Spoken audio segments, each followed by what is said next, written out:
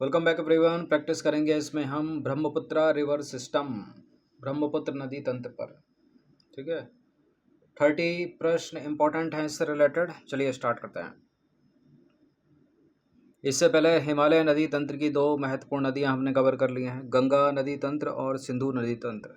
ठीक है, 3 प्रश्नों को मैंने 2 स्टेटमेंट वाले प्रश्न, कथन और कारण वाले प्रश्न यानी स्टेटमेंट और उनका रीज़न, 4 में से कोई एक असत्य वाले प्रश्न और 3 स्टेटमेंट वाले प्रश्न। ठीक है, इसमें डिवाइड किया है और बहुत ही अच्छा प्रश्न है। ठीक है, किसी भी स्टेट के पीसीएस के लिए, यूपीएससी सिविल सेवा तक इम्पोर्टेंट है। चलिए स्टार्ट करते हैं। इस टेस्ट को लगाने के बाद ब्रह्मपुत्र नदी तंत्र से कोई भी प्रश्न आपका गलत नहीं हो सकता एग्जाम्स में, अगर एग्ज़ाम हॉल तक आपको याद रहा तो। चलिए स्टार्ट करते हैं। प्रैक्टिस सेट नंबर होने वाला है 137। तो टेस्ट बड़ा ही होगा, 30 मिनट तक, थोड़ा तीव्र गति से चलिएगा। इन सभी टेस्ट की आप फुल टेस्ट सीरीज से जुड़ सकते हैं। नंबर इस पर कॉल या व्हाट्सअप करके, एक छोटा सा अमाउंट है। फुल टेस्ट सीरीज जो मिलेगी वो पीडीएफ फॉर्मेट में मिलेगी। पहला प्रश्न 2 स्टेटमेंट वाला, ब्रह्मपुत्र नदी के संदर्भ में निम्नलिखित कथनों पर विचार करेंगे। 2 कथन है यहाँ पर। तिब्बत में इसे सांगपो कहा जाता है, जिसका अर्थ शोधक यानी प्यूरीफायर होता है।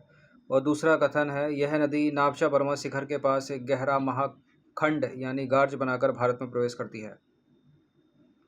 बिल्कुल ये करेक्ट है, दोनों के दोनों कथन सी है इसका आंसर। तो तिब्बत के शुष्क और समतल क्षेत्र में ब्रह्मपुत्र को सांगपो के नाम से जाना जाता है। हिमालय के पूर्वी छोर पर स्थित नामचा बर्मा के पास यह एक तीखा मोड़ यानी यूटर्न लेती है और एक गहरे गार्ज के माध्यम से अरुणाचल प्रदेश में दिहांग या सियांग के नाम से भारत में प्रवेश करती है। याद रखना इसको। सबसे पहले अरुणाचल प्रदेश में, और अरुणाचल प्रदेश से निकलते ही घुसती है असम में। उल्टा फुल्टा कर देते हैं, पहले असम रख देते हैं फिर अरुणाचल, जबकि गलत है, पहले अरुणाचल है फिर असम है। क्वेश्चन नंबर 2 पर आ जाइए। ब्रह्मपुत्र नदी की सहायक नदियों के संबंध में निम्नलिखित कथनों पर विचार करेंगे। सुबनसिरी नदी का उद्गम तिब्बत क्षेत्र से होता है और यह एक पूर्ववर्ती नदी है। और दूसरा स्टेटमेंट है, धनसिरी नदी ब्रह्मपुत्र के दाहिनी तट की एक प्रमुख सहायक नदी है। ब्रह्मपुत्र नदी तंत्र की महत्वपूर्ण सहायक नदियाँ भी इंपॉर्टेंट है, यानी ब्रह्मपुत्र की सहायक नदियाँ, और उसमें भी थोड़ा डीप जाके पूछेगा तो दाएं हाथ से मिलने वाली कौन सी, बाएं हाथ से मिलने वाली कौन सी इंपॉर्टेंट है। तो सुबनसिरी का जो उद्गम है वो तिब्बत क्षेत्र से होता है और यह एक पूर्ववर्ती नदी है। ब्रह्मपुत्र भी एक पूर्ववर्ती नदी है, याद रखना। धनसिरी नदी ब्रह्मपुत्र के दाहिनी नहीं बल्कि बाएं तट की एक प्रमुख सहायक नदी है। सुबनसिरी दाहिनी, ये हो गई बाईं ओर की, यानी लेफ्ट बैंक ट्रिब्यूटरी। या दूसरा गलत है, पहला सही है। तो जहाँ जहाँ दूसरा गलत है एलिमिनेट करो, क्योंकि पहला सही है तो डी भी हटा दो। देखिए, सुबनसिरी का जो उद्गम है वो तिब्बत से होता है और यह हिमालय को काटती हुई आगे बढ़ती है, इसलिए यह एक पूर्ववर्ती नदी है। धनसिरी नदी ब्रह्मपुत्र के बाएं तट यानी लेफ्ट बैंक ट्रिब्यूटरी है, न कि दाहिने तट की। अगला प्रश्न है, ब्रह्मपुत्र नदी के प्रवाह और जलोढ़ प्रकृति के संबंध में विचार करना है। असम घाटी में प्रवेश करने के बाद अपनी मंद ढाल के कारण यह कौन सी ब्रह्मपुत्र नदी गुम्फित जलमार्ग बनाती है। ठीक है, ब्रेडेड चैनल। नदी के इस गुम्फित स्वभाव के कारण ही इसमें विश्व का सबसे बड़ा नदी द्वीप माजुली निर्मित हुआ है। बताइए। बिल्कुल करेक्ट है, दोनों के दोनों कथन सी है इसका आंसर। देखिए, असम में मैदान का ढाल बहुत कम होने के कारण नदी की गति धीमी हो जाती है। ठीक है, जिसे भारी मात्रा में लाया गया जो गाद है यानी सिल्ट है वो जमा होने लगता है। इसके कारण नदी कई धाराओं में बट जाती है। ये गुम्फित मार्ग और नदी द्वीपों का निर्माण होता है, जिनमें माजुली द्वीप सबसे प्रमुख है। देखिए, पहले ही मैंने बताया था, मान लीजिए कोई हिमालयन रिवर है, मतलब हिमालय से जब नदी नीचे की तरफ गिरती है तो बहुत तीव्र उसकी गति होती है, लेकिन जैसे वो मैदानी क्षेत्रों में आती है ना तो उसकी गति धीमी हो जाती है। क्वेश्चन नंबर 4 पर आ जाइए। ब्रह्मपुत्र नदी के अंतर्राष्ट्रीय जल तंत्र के संबंध में निम्नलिखित कथनों पर विचार करेंगे। ब्रह्मपुत्र नदी बेसिन कुल 4 देशों चीन, भारत, भूटान और बांग्लादेश में विस्तृत है। इस नदी का जो सबसे बड़ा हिस्सा है भौगोलिक क्षेत्र के अनुसार भारत में स्थित है। ये फैक्ट है, यहाँ कोई और देश भी हो सकता है। और चीन तो है, ठीक है, चीन से निकल रही है, भारत भी है इसमें, बांग्लादेश भी है। क्या भूटान है इसमें? क्या भूटान है इसमें? भूटान भी है, ठीक है। तो करेक्ट हो गया पहला वाला कथन। दूसरा वाला गलत है, क्योंकि सर्वाधिक है इसमें तिब्बत में, यानी चीन में, यहाँ से निकल रही है। तो करेक्ट पूछा है, इनकरेक्ट? करेक्ट पूछा है, पहला वाला सही केवल। देखिए, ब्रह्मपुत्र बेसिन जो है वो चीन यानी तिब्बत, भारत, भूटान और बांग्लादेश में फैला है। हालांकि इस नदी बेसिन का जो सबसे बड़ा हिस्सा है, लगभग 50% से अधिक तिब्बत चीन क्षेत्र में आता है, न कि भारत में। भारत में इसके बेसिन है 34%। पांचवा प्रश्न, तीस्ता नदी के ऐतिहासिक मार्ग परिवर्तन के संदर्भ में निम्नलिखित कथनों पर विचार करेंगे। तीस्ता नदी मूल रूप से गंगा नदी की एक महत्वपूर्ण सहायक नदी थी क्या, जो 1787 की विनाशकारी बाढ़ के बाद ब्रह्मपुत्र तंत्र में मिल गई। तीस्ता नदी सिक्किम में चोलामू झील यानी जेमू हिमनद से निकलती है और बांग्लादेश में ब्रह्मपुत्र यानी जमुना में मिलती है। देखिए, ब्रह्मपुत्र को बांग्लादेश में जमुना कहा जाता है, याद रखिएगा, ठीक है। और गंगा को बांग्लादेश में पद्मा कहा जाता है, ठीक है। जब पहली बार बांग्लादेश में गंगा यानी पद्मा और ब्रह्मपुत्र यानी जमुना मिलती हैं, तो इनकी जो संयुक्त धारा बनती है ना, उसको पद्मा ही कहा जाता है, ठीक है।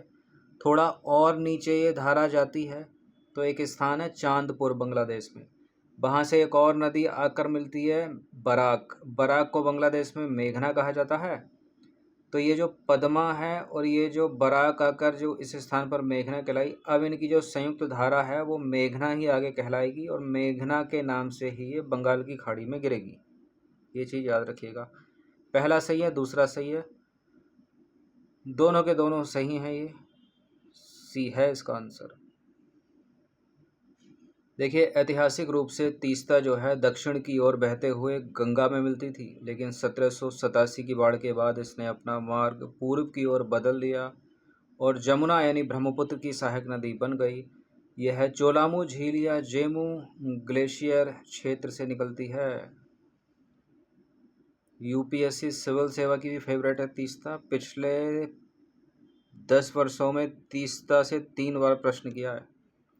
मानस और संकोच नदियों के संदर्भ में निम्नलिखित कथनों पर विचार करेंगे। मानस नदी भूटान की सबसे बड़ी नदी प्रणाली है, जो भारत में जोगी घोपा के पास ब्रह्मपुत्र में मिलती है। संकोच नदी पश्चिम बंगाल में असम के बीच प्राकृतिक सीमा का निर्माण करती है। बिल्कुल ये करेक्ट है, दोनों के दोनों, ठीक है। ऑप्शन नंबर ए में है, सी है इसका, ए है इसका आंसर। देखिए, मानस जो है भूटान की प्रमुख पूर्ववर्ती नदी है, जो असम में ब्रह्मपुत्र से मिलती है, तो ब्रह्मपुत्र की सहायक नदी हो गई ये मानस, और इसी के नाम पर मानस राष्ट्रीय उद्यान है। संकोच नदी भी भूटान से निकलती है और असम तथा पश्चिम बंगाल के सीमावर्ती क्षेत्रों में बहते हुए ब्रह्मपुत्र में समाहित होती है। अब आ जाइए लोहित और दिबांग नदियों पर। ये दोनों नदियाँ ब्रह्मपुत्र यानी दिहांग में उसके दाहिनी तट से आकर मिलती हैं। लोहित और दिबांग दाहिनी तट की हैं, बाएं तट की हैं। लोहित नदी को अपनी तीव्र गति और लाल मिट्टी के संवहन के कारण खून की नदी भी कहा जाता है। देखिए, बिल्कुल दूसरा वाला सही है, लेकिन लोहित और दिबांग जो हैं वो राइट नहीं बल्कि लेफ्ट बैंक ट्रिब्यूटरी हैं। गलत है पहला वाला स्टेटमेंट। दिबांग और लोहित नदियां असम के सदिया के पास ब्रह्मपुत्र में उसके लेफ्ट बैंक यानी बाएं तट से मिलती है, ना कि दाहिने तट से। लोहित नदी को इसकी अनूठी भूगर्भीय विशेषता के कारण खून की नदी कहा जाता है।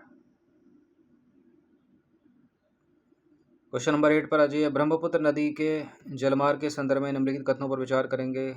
राष्ट्रीय जलमार्ग संख्या 2 ब्रह्मपुत्र नदी पर सदिया से धुबरी तक विस्तृत है। इस जलमार्ग की कुल लंबाई 1620 किलोमीटर है, जो भारत का सबसे लंबा आंतरिक जलमार्ग है, यानी नेशनल वाटरवे नंबर 2। भारत का सबसे लंबा आंतरिक जलमार्ग तो नेशनल वाटरवे नंबर 1 होगा ना, 2 क्यों होगा? पहला सही है, दूसरा गलत है। तो जहाँ जहाँ 2 है उसको एलिमिनेट करिए, चूंकि पहला भी सही है तो डी भी हटा दो, ए है इसका आंसर केवल। NH2 ब्रह्मपुत्र नदी पर सदिया से धुबरी 891 किलोमीटर तक है, ठीक है, जबकि 1620 किलोमीटर लंबा राष्ट्रीय जलमार्ग वन है गंगा भागीरथी हुगली नदी तंत्र, ठीक है। तो पहला वाला गलत, पहला वाला सही था, दूसरा गलत था, ठीक है, क्योंकि इसको इन्होंने 1620 किलोमीटर लंबा लिख रखा है, जो कि भारत का सबसे लंबा, जबकि NW1 है भारत का सबसे लंबा, और उसके लिए है ये 1620 किलोमीटर, ये तो 891 है। चलिए 10 प्रश्न है, कम से कम 8 ही थे। चलो अगला प्रश्न है नमक, या यहाँ से स्टार्ट हो गए हैं कथन कारण वाले। तो कथन क्या कहता है? कथन कहता है कि तिब्बत क्षेत्र में ब्रह्मपुत्र यानी सांगपो नदी में जल की मात्रा कम होती है और गाद की मात्रा भी न्यूनतम होती है। अब मैंने बोला था आपको बिकॉज लगा दो इसके बीच में, ठीक है, क्योंकि लगाकर पढ़ो इसको। क्योंकि तिब्बत एक शीत और शुष्क क्षेत्र है जहाँ वर्षा अत्यंत कम होती है। फिर से पढ़ लेते हैं। तिब्बत क्षेत्र में ब्रह्मपुत्र नदी में जल की मात्रा कम होती है और गाद यानी सिल्ट भी कम मात्रा की मात्रा भी न्यूनतम होती है, क्योंकि, ठीक है, बिकॉज तिब्बत एक शीत और शुष्क क्षेत्र है जहाँ वर्षा अत्यंत कम होती है। तो पहला और दूसरा दोनों सही हो जाते हैं, और व्याख्या भी कर रहा है इसकी, तो ए है इसका आंसर। देखिए तिब्बत जो है वो उच्च हिमालय के वृष्टि छाया क्षेत्र में आता है जहाँ तापमान कम और जलवायु शुष्क होती है। कम जल प्रवाह के कारण नदी की जो कर्तन क्षमता है वो कम होगी, जिससे इसमें गाद की मात्रा बहुत कम होगी। अगला प्रश्न भी कथन कारण वाला। कथन कहता है कि असम घाटी में ब्रह्मपुत्र नदी में प्रतिवर्ष भयानक बाढ़ आती है, क्योंकि असम में भारी वर्षा होती है और इसकी सहायक नदियां अपने साथ अत्यधिक मात्रा में अवसाद यानी सेडिमेंट लेकर आती हैं। बिल्कुल करेक्ट है दोनों के दोनों कथन। फिर से व्याख्या कर रहा है, ये है इसका आंसर। देखिए दक्षिण पश्चिम मानसून के कारण असम और पूर्वोत्तर में अत्यधिक वर्षा होती है। सहायक नदियां ढलान से भारी गाद लाती हैं जो मुख्य नदी के तल में जमा हो जाता है। जल धारण क्षमता कम होने के कारण नदी किनारों को तोड़कर बाढ़ का रूप ले लेती है। अगला प्रश्न है कथन कारण वाला। कथन है ब्रह्मपुत्र नदी को बांग्लादेश में जमुना के नाम से जाना जाता है और यह अंत में बंगाल की खाड़ी में गिरने से पहले मेघना बन जाती है, क्योंकि बांग्लादेश में गंगा, पद्मा और ब्रह्मपुत्र जमुना के संगम के बाद संयुक्त धारा को हमेशा मेघना कहा जाता है। देखिए अभी बताया भी था मैंने स्टार्टिंग में, ब्रह्मपुत्र नदी को बांग्लादेश में जमुना के नाम से जाना जाता है, ये इतनी लाइन ठीक है, और यह अंत में बंगाल की खाड़ी में गिरने से पहले मेघना बन जाती है, ये भी ठीक है। तो कथन तो यहाँ सही हो गया, लेकिन कारण गलत है। कारण इसलिए गलत है क्योंकि जब बांग्लादेश में पहली बार गंगा तिब्बत से आती हुई ब्रह्मपुत्र यानी जमुना में मिलती है, तो इन दोनों की जो पहली संयुक्त धारा है ना, वो एज इट इज़ इधर से आई पद्मा, इधर से आई जमुना, तो ये जो संयुक्त धारा है ये पद्मा ही कहलाएगी। जब ये पद्मा थोड़े और दूर चलेगी तो एक और स्थान है चांदपुर, ठीक है, चांदपुर में ये एक और नदी आएगी यहाँ बराक, उस बराक को बांग्लादेश में मेघना बोलते हैं। तो ये जो पद्मा है और ये मेघना है, ये अब संयुक्त रूप से मेघना ही कहलाएंगी और मेघना के नाम से ही ये बंगाल की खाड़ी में गिरेंगी। तो दूसरा वाला गलत है, पहला सही है। तो इसका आंसर हो जाएगा ऑप्शन नंबर सी। ए सही है, आर गलत है। देखिए कथन ए सही है लेकिन आर गलत है, क्योंकि जमुना और पद्मा के संगम के बाद संयुक्त धारा को पद्मा ही कहा जाता है। जब आगे चलकर इसमें चांदपुर के पास मेघना यानी बराक नदी मिलती है, तब इसका नाम मेघना पड़ता है, ठीक है। अब आ जाइए 12वां प्रश्न। निम्नलिखित कथनों पर विचार करेंगे, कथन कारण वाला है। कथन है सुबनसिरी, कामेंग और मानस जैसी नदियां ब्रह्मपुत्र के दाहिने तट की सहायक नदियां हैं, क्योंकि ये सभी नदियां नागा पहाड़ियों से निकलकर उत्तर से दक्षिण की ओर बहती हैं। सुबनसिरी, कामेंग और मानस नागा पहाड़ियों से थोड़ी निकलती हैं, ये तो हिमालय से निकलती हैं। गलत हो गया दूसरा, पहला वाला सही हो गया। तो फिर से आंसर क्या होगा, ए सही है, आर गलत है। देखिए कथन है बिल्कुल सही है, ये दाहिने तट यानी उत्तर दिशा से आने वाली नदियां हैं, लेकिन कारण गलत है क्योंकि ये नदियां नागा पहाड़ियों, जो कि नागा पहाड़ियां तो दक्षिण पूर्व में है, वहाँ से नहीं बल्कि हिमालय की श्रेणियों यानी तिब्बत, भूटान और अरुणाचल से निकलती हैं। अगला प्रश्न है कथन कारण वाला, माजुली द्वीप का क्षेत्रफल पिछले कुछ दशकों में लगातार सिकुड़ रहा है क्योंकि ब्रह्मपुत्र नदी द्वारा असम के मैदानी भागों में अत्यधिक ऊर्ध्वाधर कर्तन यानी वर्टिकल इरोजन किया जा रहा है।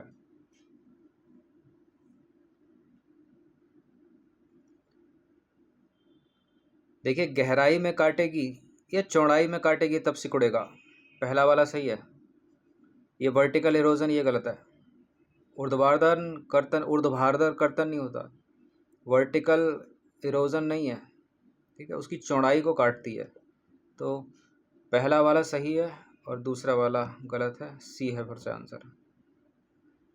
ये बिल्कुल सही है, माजुली का जो आकार है वो नदी तटीय कटाव यानी बैंक इरोजन और पार्श्व कर्तन यानी लेटरल इरोजन के कारण सिकुड़ रहा है, ना कि वर्टिकल इरोजन के कारण। मैदानी भागों में नदियां गहरा काटने के बजाय चौड़ाई में अधिक काटती हैं, ठीक है, याद रखना। अगला प्रश्न कथन कारण वाला, लोहित नदी पर निर्मित भूपेन हजारिका सेतु भारत के सबसे लंबे पुलों में से एक है, जो कि है ढोला और सदिया पुल, क्योंकि यह पुल मुख्य ब्रह्मपुत्र नदी के ऊपर धुबरी और फुलबारी के बीच स्थित है। देखिए भूपेन हजारिका है, लोहित नदी पर है, तो ढोला सदिया के बीच ही होगा ना, साफ साफ क्लियर इंडिकेशन दे तो रहा पहले स्टेटमेंट, पहला सही है, ठीक है। धुबरी और फुलबारी वाला जो पुल है वो दूसरा है, गलत है दूसरा वाला स्टेटमेंट। तो ए सही है, आर गलत है। फिर से भूपेन हजारिका सेतु जो है वो ब्रह्मपुत्र पर नहीं बल्कि उसकी सहायक नदी लोहित पर स्थित है, जो ढोला और सदिया को जोड़ता है। हाँ तो ठीक है, पहला स्टेटमेंट ठीक है। लेकिन धुबरी फुलबारी पुल ब्रह्मपुत्र नदी पर निर्माणाधीन एक अत्यंत महत्वपूर्ण 4 लेन पुल है, जो असम के धुबरी को मेघालय के फुलबारी से जोड़ेगा। तो आर गलत है, ऐसे ही है। अगला प्रश्न 15वां प्रश्न है, ब्रह्मपुत्र नदी तंत्र के उद्गम और प्रवाह के संबंध में निम्नलिखित कथनों में से कौन सा कथन असत्य है। अब प्रश्न शुरू हो गए हैं इनकरेक्ट स्टेटमेंट वाले, मतलब 4 में से कोई एक गलत होगा। चलो सबको एक फ्रेम में डालते हैं। क्या है, ब्रह्मपुत्र नदी के उद्गम और प्रवाह के संबंध में इनकरेक्ट स्टेटमेंट अपने को ढूंढना है। तो पहला स्टेटमेंट है, इसका उद्गम मानसरोवर झील के पास चेमायुंगडोंग ग्लेशियर से होता है। यह हिमालय के समानांतर पूर्व की ओर अनुदैर्ध्य रूप में बहती है। यारलुंग जंगबो ग्रैंड कैनियन विश्व के सबसे गहरे और सबसे लंबे कैनियन में से एक है, जिसे इसी नदी ने बनाया है, मतलब ब्रह्मपुत्र ने। और अगला स्टेटमेंट है, भारत में प्रवेश करने के बाद यह सीधे नागालैंड राज्य में प्रवाहित होती है। अच्छा जी,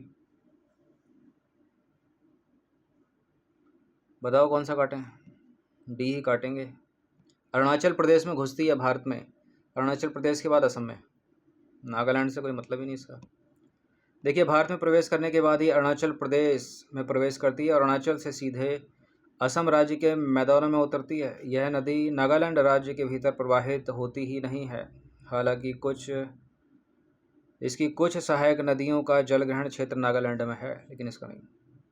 अगला प्रश्न 16वां प्रश्न है, ब्रह्मपुत्र की सहायक नदी यानी बराक, या इसको मेघना भी बोलते हैं, के बारे में कौन सा कथन सत्य है। बराक नदी मणिपुर की पहाड़ियों से निकलती है और मिजोरम और असम से बहते हुए यह बांग्लादेश में प्रवेश करती है, जहां इसे सुरमा व कुशियारा धाराओं में विभाजित देखा जाता है। बराक नदी ब्रह्मपुत्र में भारत के भीतर असम के सदिया नामक स्थान पर मिलती है। अच्छा जी, और डी है, अंततः यह धारा मेघना के नाम से गंगा ब्रह्मपुत्र के संयुक्त जल को बंगाल की खाड़ी में ले जाती है। पहला करेक्ट है, दूसरा करेक्ट है, चौथा करेक्ट है, सी वाला गलत है। बराक नदी ब्रह्मपुत्र में भारत के भीतर असम के सदिया नामक स्थान पर नहीं मिलती, ये तो बांग्लादेश में मिलती है ना। देखिए बराक नदी भारत में ब्रह्मपुत्र से नहीं मिलती, ठीक है। यह बांग्लादेश में प्रवेश करने के बाद अंततः पद्मा नदी से मिलती है। ठीक है, यानी गंगा और जमुना की जो धारा है, संयुक्त धारा पद्मा, उससे मिलती है, जिसके बाद संयुक्त धारा को मेघना कहा जाता है। जब पद्मा मेघना में मिलेगी और आगे चल के जब ये नीचे गिरेगी ना, तो संयुक्त धारा मेघना के नाम से ही बंगाल की खाड़ी में गिरेगी। सदिया में दिहांग, देवांग और लोहित नदियाँ मिलती हैं। जो सदिया का नाम ले रहा था ना, सी वाला स्टेटमेंट, वहाँ दिहांग, दिवांग और लोहित नदियाँ मिलती हैं।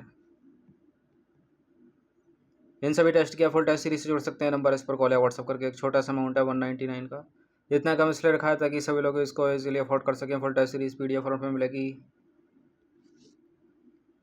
चलिए, 17वें नंबर का प्रश्न बोलता है कि निम्नलिखित कथनों में से कौन सा कथन ब्रह्मपुत्र नदी तंत्र की जल विद्युत क्षमता और परियोजनाओं के संबंध में इनकरेक्ट है।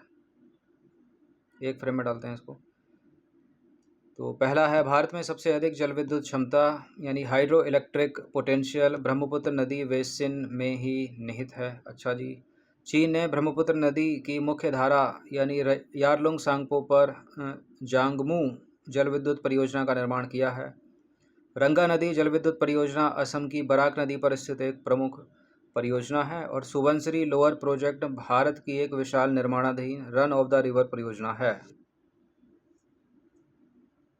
इतने सारे MCQ की प्रैक्टिस करी होगी, बताओ पढ़ते पढ़ते कौन सा स्टेटमेंट गलत लग रहा है इसमें।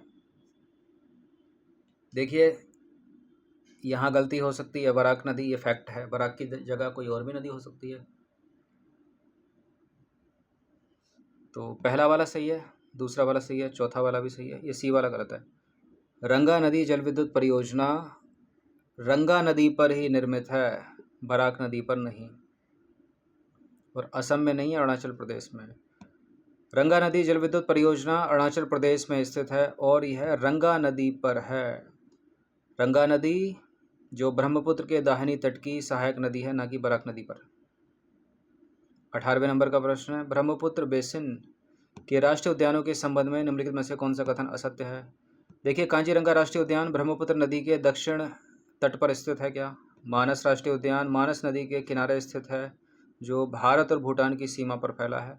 और C है, डिब्रू सखोवा राष्ट्रीय उद्यान ब्रह्मपुत्र और लोहित नदियों के बाढ़ के मैदानों में स्थित है। और चौथा है, केबुल लमजाओ तैरता हुआ राष्ट्रीय उद्यान मुख्य ब्रह्मपुत्र नदी के बीचों बीच स्थित है।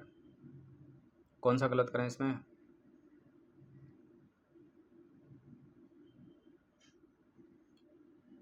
पहला सही है, दूसरा सही है, C या D में से गलती है। ठीक है, डिब्रू सखोवा राष्ट्रीय उद्यान ब्रह्मपुत्र लोहित नदियों के बाढ़ के मैदानों में स्थित है। और केबुल लमजाओ जो तैरता हुआ राष्ट्रीय उद्यान है, वो मुख्य ब्रह्मपुत्र नदी के बीचों बीच स्थित है। यही गलत है, D वाला। देखिए, केबुल लमजाओ राष्ट्रीय उद्यान जो है वो मणिपुर की लोकटक झील में स्थित है, जो बराक नदी बेसिन का हिस्सा माना जा सकता है, लेकिन यह मुख्य ब्रह्मपुत्र नदी के बीचों बीच स्थित नहीं है। जो माजुली द्वीप है वो ब्रह्मपुत्र नदी के बीच में है। क्लियर हो गया। चलो, 19वां प्रश्न है, ब्रह्मपुत्र नदी की दिशा और विभिन्न स्थानों पर इसके नामों के मिलान में कौन सा विकल्प असत्य है। तिब्बत में सांगपो या यारलुंग जंगबो, अरुणाचल प्रदेश में प्रवेश के समय सियांग या दिहांग, असम घाटी में ब्रह्मपुत्र, और दक्षिण बांग्लादेश में भागीरथी है जी। भागीरथी तो उत्तराखंड में है, गलत है, D। देखिए, बांग्लादेश में ब्रह्मपुत्र को जमुना कहा जाता है। भागीरथी नाम भारत में गंगा नदी के ऊपरी भाग यानी उत्तराखंड और हुगली के एक हिस्से यानी पश्चिम बंगाल के लिए उपयोग किया जाता है। अगला प्रश्न 20वां प्रश्न है, निम्नलिखित सहायक नदियों में से कौन सा युग्म उनकी स्थिति का विवरण असत्य है। चलिए, जिया भरेली ब्रह्मपुत्र की सहायक नदियां हैं। जिया भरेली, कोपिली, पुथीमारी और पगलादिया। जिया भरेली यह ब्रह्मपुत्र के दाहिनी तट की सहायक नदी है, जिसे अरुणाचल प्रदेश में कामेंग कहते हैं। कोपिली यह मेघालय पठार से निकलकर ब्रह्मपुत्र के बाएं तट पर मिलती है। पगलादिया यह भूटान से निकलकर असम में ब्रह्मपुत्र के दाहिनी तट से मिलती है। तो जिया भरेली, पुथीमारी, पगलादिया, जिया भरेली, कोपिली, पगलादिया, इन तीनों में क्या चीज़ कॉमन लग रही है। जिया भरेली दाहिनी तट की सहायक नदी, पगलादिया दाहिने तट की सहायक नदी, कोपिली बाएं तट की सहायक नदी और पुथीमारी ब्रह्मपुत्र के बाएं तट की एक महत्वपूर्ण उप सहायक नदी है जो नागालैंड से आती है। पहला सही है, बी सही है, डी सही है, ये सी वाला गलत है। पुथीमारी जो है वो राइट बैंक ट्रिब्यूटरी है, बाएं तट की नहीं है। देखिए पुथीमारी नदी भूटान या हिमालय क्षेत्र से निकलकर उत्तर से दक्षिण की ओर बहती है, ठीक है, बहती हुई और आगे ब्रह्मपुत्र के दाहिनी तट यानी राइट बैंक पर मिलती है, ना कि बाएं तट पर। 21वां प्रश्न है, ब्रह्मपुत्र नदी के भूगर्भीय और विवर्तनिक यानी टेक्टोनिक इतिहास के संबंध में निम्नलिखित कथनों पर विचार करेंगे। अब 3 स्टेटमेंट वाले शुरू हो गए हैं। चलिए, ब्रह्मपुत्र नदी के भूगर्भीय और विवर्तनिक इतिहास। ब्रह्मपुत्र नदी को एक अध्यारोपित नदी माना जाता है जिसने शिलांग पठार को काटकर अपना मार्ग बनाया है। मैंने ऊपर भी बताया था कि ब्रह्मपुत्र नदी सुबनसिरी नदी की तरह ही पूर्ववर्ती नदी है, अध्यारोपित नदी नहीं है, गलत है पहला वाला स्टेटमेंट। यह नदी फॉल्ट लाइनों यानी जमुना फॉल्ट द्वारा नियंत्रित मार्ग से होकर बहती है। इसकी दिशा अचानक दक्षिण की ओर हो जाती है, तभी तो ये आ जाती है अरुणाचल प्रदेश में, भारत में। सही है दूसरा वाला।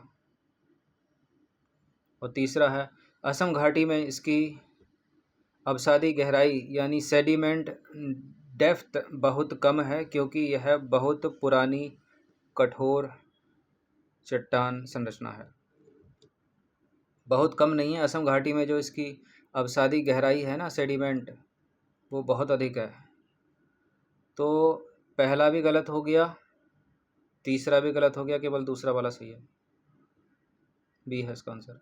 कथन एक गलत है, कथन एक गलत है, कथन 3 भी गलत है। कथन एक गलत है क्योंकि ब्रह्मपुत्र एक पूर्ववर्ती नदी है, ना कि अध्यारोपित, ठीक है, एंटेसिडेंट रिवर है। कथन 2 सही है, धुबरी के पास गारो पहाड़ियों को मुड़ने के बाद यह नदी जमुना फॉल्ट के प्रभाव से दक्षिण की ओर मुड़ जाती है। तीसरा गलत है क्योंकि असम घाटी में टेक्टोनिक धसाव के कारण अवसाद की गहराई यानी सेडिमेंट डेप्थ बहुत अधिक है। तीस्ता नदी जल विवाद पर प्रश्न है, 3 स्टेटमेंट है। तीस्ता नदी भारत के सिक्किम और पश्चिम बंगाल राज्यों से बहते हुए बांग्लादेश में प्रवेश करती है। भारत और बांग्लादेश के बीच तीस्ता नदी के जल बंटवारे को लेकर अभी तक कोई अंतिम हस्ताक्षरित संधि नहीं हो पाई है। पश्चिम बंगाल सरकार इस समझौते का समर्थन करती है क्योंकि इससे उत्तर बंगाल के सिंचाई क्षेत्र को अत्यधिक लाभ होगा। दीदी देखिए, दीदी हमेशा से इसका विरोध कर रही है, तीस्ता नदी जल विवाद, यानी पश्चिम बंगाल की सरकार। तो गलत है तीसरा वाला स्टेटमेंट। अब तो है नहीं दीदी की सरकार। एलिमिनेट करो, एलिमिनेट करो थर्ड को, ये है इसका आंसर। कथन 1 और 2 सत्य है, कथन 3 असत्य है क्योंकि पश्चिम बंगाल सरकार मुख्य रूप से इस समझौते का विरोध करती रही है।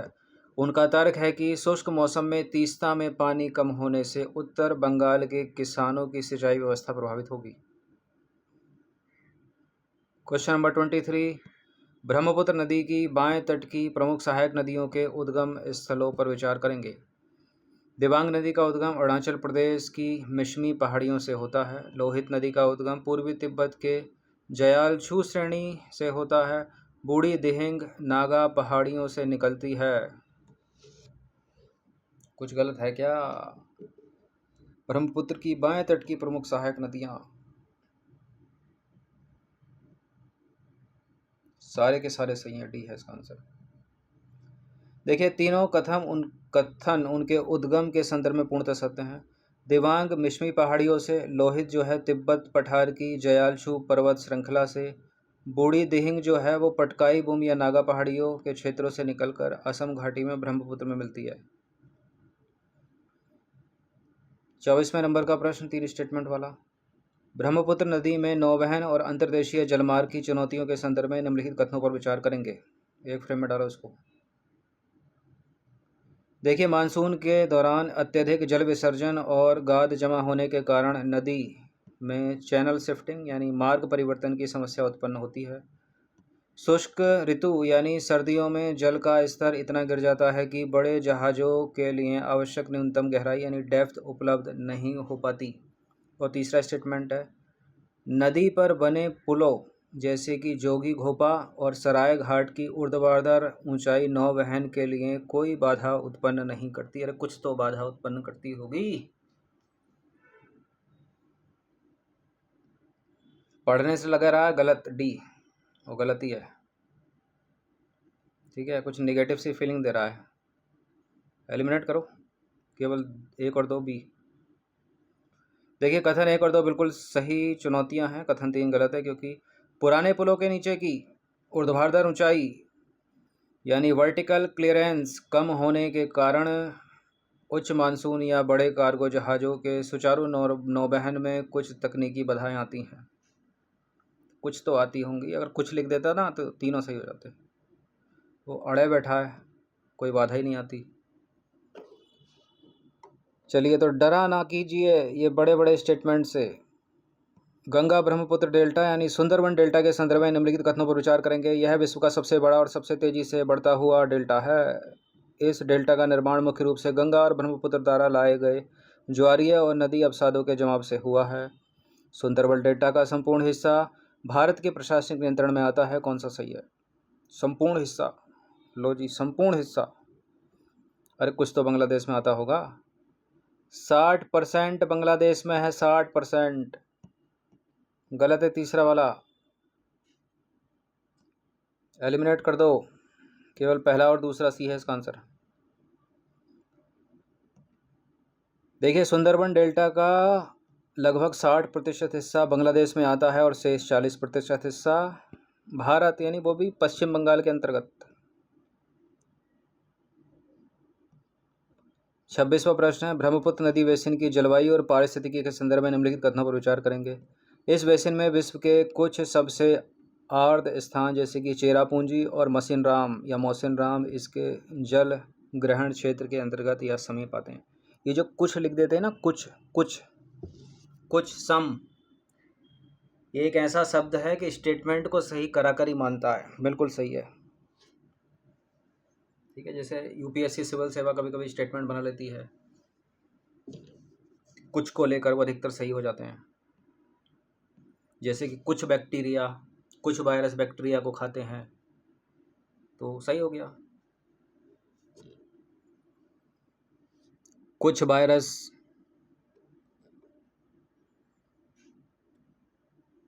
पेड़ों की जड़ों में पाए जाते हैं, ठीक हो गया। इतने सारे वायरस हैं तो पाए जा सकते हैं। चलिए दूसरा स्टेटमेंट क्या है, इस नदी के बेसिन में उष्ण कटिबंधीय सदाबहार वनों यानी ट्रॉपिकल एवरग्रीन फॉरेस्ट की प्रचुर मात्रा पाई जाती है। इस बेसिन में केवल एक सींग वाले गैंडे का निवास स्थान संपूर्ण विश्व में केवल कांजीरंगा तक ही सीमित है। अब देखो नेगेटिव सी फीलिंग, केवल कांजीरंगा यानी असम में ही होगा बस। गलत है तीसरा वाला, 50% कटेगा। कथन 1 और 2 सही है, क्योंकि यहाँ भारी मानसूनी वर्षा होती है। तीसरा वाला गलत है, क्योंकि एक सींग वाला गैंडा कांजीरंगा के अलावा पोबितोरा वन्यजीव अभयारण्य में भी है, औरंग राष्ट्रीय उद्यान में भी है, मानस में भी है। अच्छा, हैं सभी असम में, पोबितोरा, औरंग और मानस इन सभी में है। और जल्दापारा पश्चिम बंगाल में जो है, नेपाल के चितवन में भी तो है, इसमें तीसरा गलत है।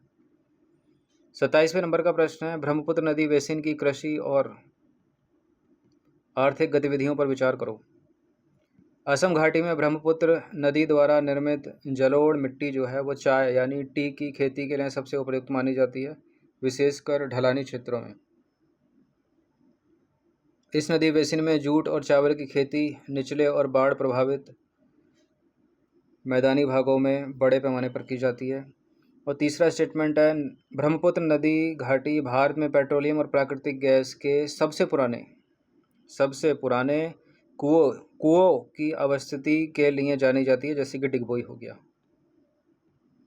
बिल्कुल कुछ गलत तो लग नहीं रहा है। पहला भी सही है, दूसरा भी सही है, तीसरा भी सही है, तो तीनों के तीनों हो गए और 1 2 3 डी में है, सही हो गया। तीनों कथन जो हैं आर्थिक रूप से सही हैं। असम घाटी चाय उत्पादन के लिए विश्व प्रसिद्ध है। निचले बाढ़ के मैदान जूट और धान के लिए उपयुक्त असम की ब्रह्मपुत्र घाटी में ही भारत के सबसे पुराने तेल क्षेत्र डिगबोई और नाहरकटिया स्थित हैं। बस थोड़ी देर और, 3 प्रश्न है बस। ब्रह्मपुत्र की दाहिनी तट यानी राइट बैंक की सहायक नदियों को पश्चिम से पूर्व के क्रम में व्यवस्थित करने पर निम्नलिखित में से कौन सा अनुक्रम होगा? ठीक है, तो ये आ रही है, मान लीजिए ब्रह्मपुत्र। अब इसमें भी दाहिने तट से मिलने वाली, इधर से ये वाली साइड, और वेस्ट टू ईस्ट लेके जाओ। तो सबसे चौथा ही सुबनसिरी सबसे लास्ट में होगी।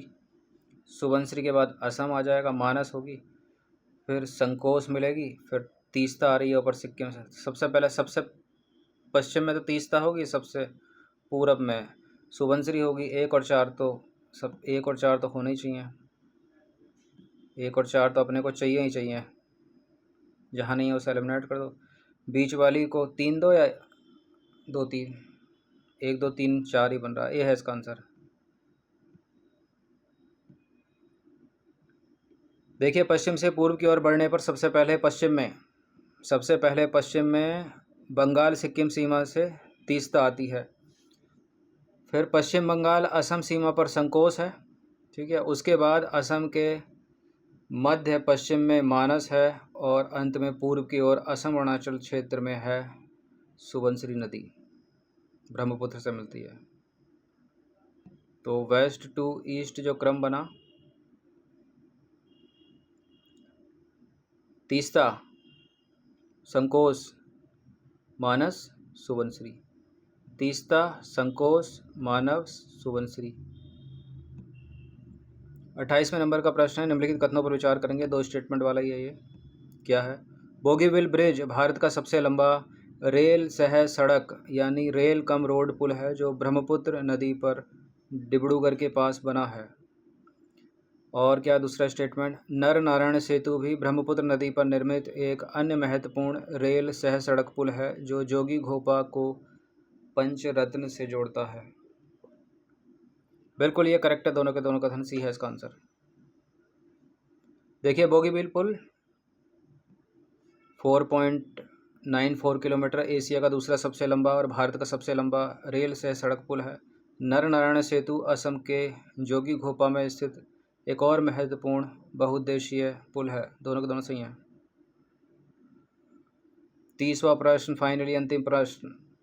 ब्रह्मपुत्र नदी के उस मोड़ के संदर्भ में जिसे यारलुंग सांगपो का तीखा मोड़ यानी ग्रेट बैंड कहा जाता है, निम्नलिखित कथनों पर विचार करो। यह मोड़ मुख्य रूप से हिमालय के सुदूर पूर्वी छोर पर स्थित सिंटेक्सियल बैंड के कारण बनता है। इस मोड़ के कारण जो नदी है, ब्रह्मपुत्र नदी है, अपनी दिशा पूर्व से बदलकर अचानक दक्षिण पश्चिम की ओर कर लेती है और घुस जाती है भारत के अरुणाचल प्रदेश में, उसके बाद असम में। बिल्कुल ये करेक्ट है, दोनों के दोनों कथन, और इसका भी सी ही होगा। देखिए, हिमालय के दोनों छोरों यानी पश्चिम में नंगा पर्वत और पूरब में नामचा बर्मा पर सिंटेक्सियल बैंड यानी अक्ष संघीय मोड़ पाए जाते हैं। नामचा बर्मा के पास इसी तीखे विवर्तनिक मोड़ के कारण तिब्बत की सांगपो यानी ब्रह्मपुत्र नदी पूर्व की ओर बहना छोड़कर दक्षिण पश्चिम दिशा में मुड़कर भारत में प्रवेश करती है। कौन सी दिशा है इसमें दक्षिण पश्चिम? ये है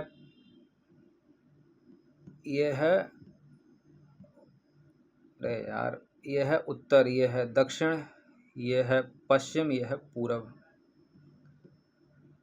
तो दक्षिण पश्चिम ये है, ऐसे घुसती है, यानी साउथ, दक्षिण दक्षिण और दक्षिण पश्चिम, साउथ और साउथ वेस्ट, ये है ना, साउथ वेस्ट। तो ये 30 प्रश्न इंपॉर्टेंट, इनकी प्रैक्टिस कर लेना 1 से 2 बार। फुल टेस्ट सीरीज से आप जुड़ सकते हैं, नंबर इस पर कॉल या व्हाट्सअप करके। Full test series PDF form में मिलेगी आपको, पेड टेलीग्राम ग्रुप ज्वाइन करना पड़ेगा। तो हिमालय नदी तंत्र की 3 महत्वपूर्ण नदियां हमने कवर कर दी हैं, गंगा नदी तंत्र, सिंधु नदी तंत्र और ब्रह्मपुत्र नदी तंत्र।